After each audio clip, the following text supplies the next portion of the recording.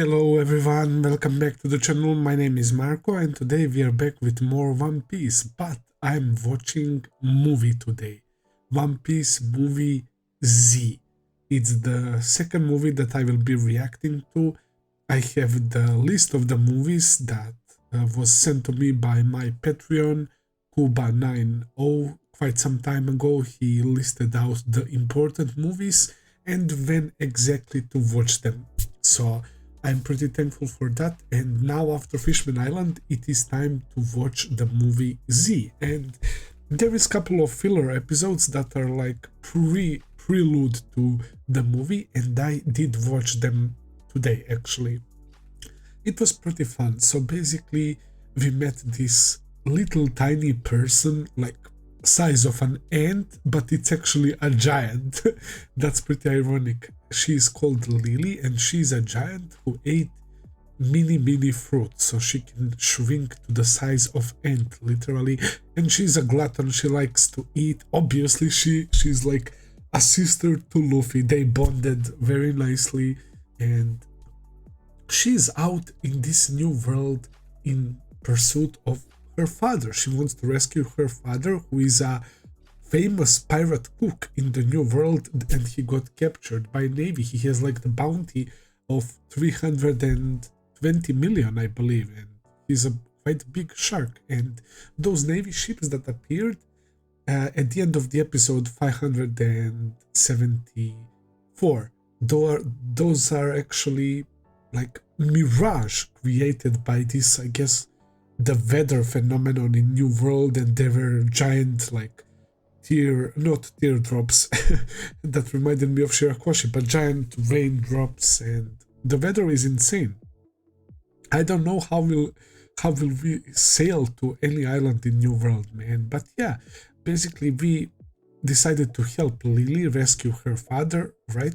He's a guy who was stealing from Navy and from the people with enough resources to feed the poor and to feed the starving, right? And in that sense, it reminded me of Sanji and Zephyr and all the way back in Baratie, how they wanted to feed anyone, no matter what, man. Even if it's Don Krieg or whoever, they just want to eat, and the restaurant exists for hungry to eat, no matter who it is, man. So it gave me those vibes, and we met this group. Actually, they were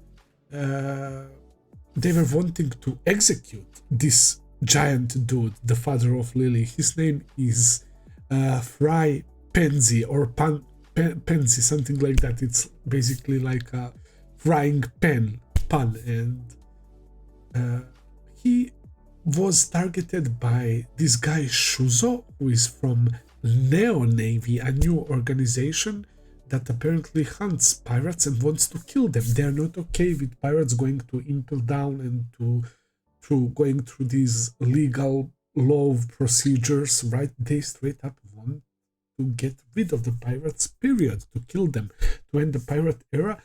But also they don't rock with Navy. They attack Navy indiscriminately as well, man. So they're a whole new faction, and this guy Shuzo wanted kinda to show off, and he disobeyed the orders from a girl who is the right hand of Z. Z is apparently, my guess, is leader of Neo Navy, right?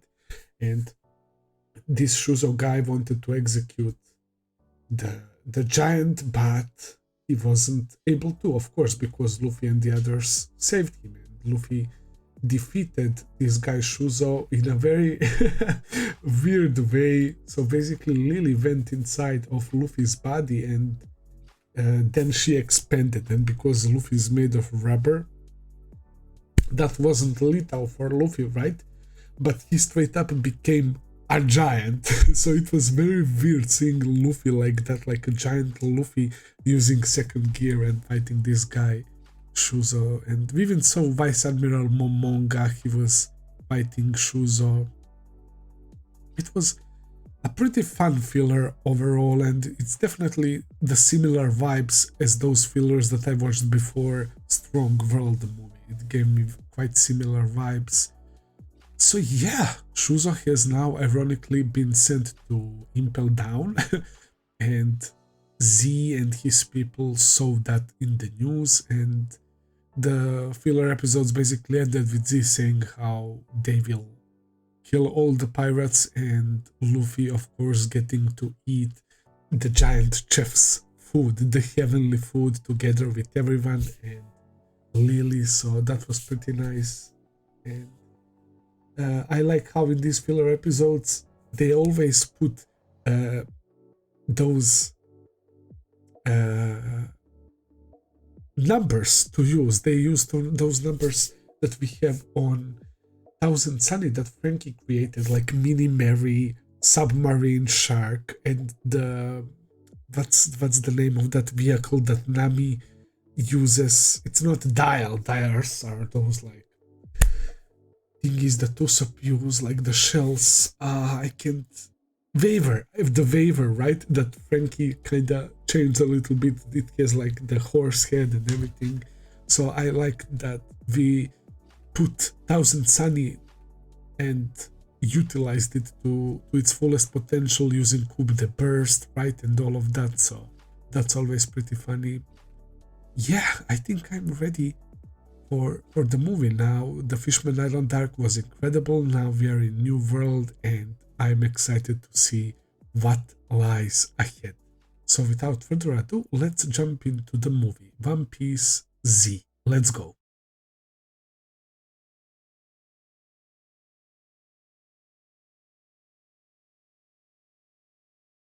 All right, guys, that was a great movie. I like how One Piece movies are expanding the world even more and giving us very interesting characters. In Strong World, we had Golden Lion Shiki, who was basically the rival for the position of the Pirate King, right? With Gold Roger.